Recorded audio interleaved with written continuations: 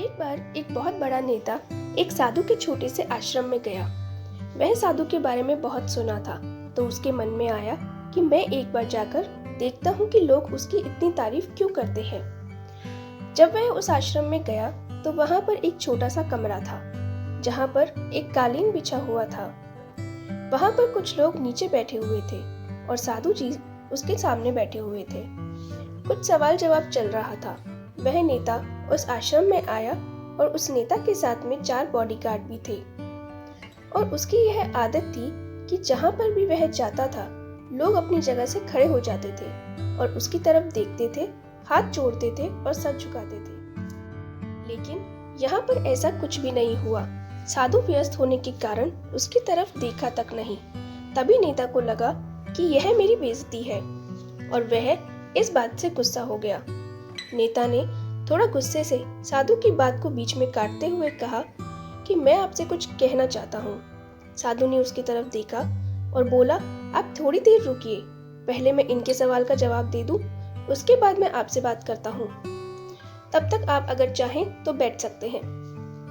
बस साधु का इतना कहने की ही देर थी, नेता का चेहरा गुस्से से लाल हो गया और फिर उसने अपना सारा गुस्सा उस साधु पर निकाल दिया।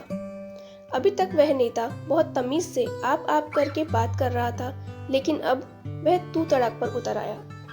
नेता ने उस साधु से कहा, तुझे पता भी है मैं कौन हूँ और तू किससे बात कर रहा है?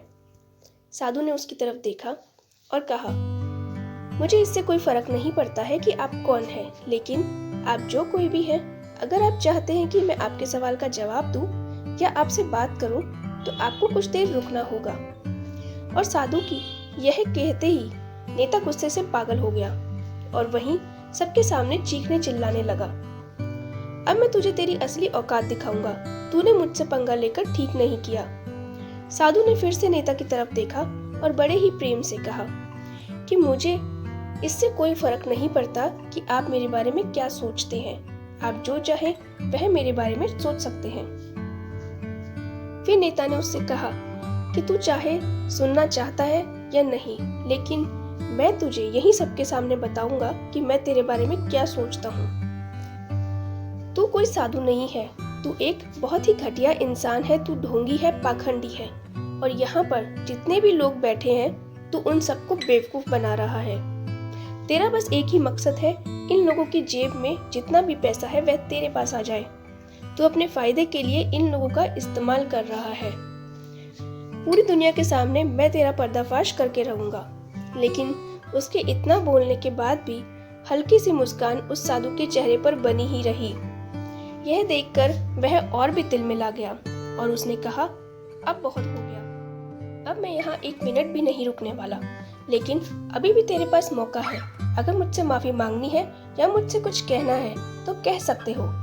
इतना सब होने के बाद भी साधु के चेहरे पर मुस्कान थी और वह बिल्कुल शांत था।